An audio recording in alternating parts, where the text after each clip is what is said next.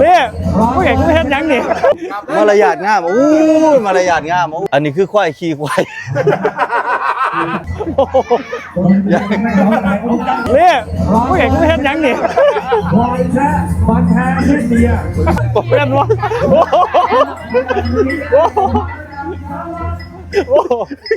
เนี่ยมารับกันดูเฮ้ยงานยังไม่กลัวนี่พ่อผู้รักผู้ใหญ่เฮาต้องทำความเคารพเขาอ้าวคุณเข่าเด้อ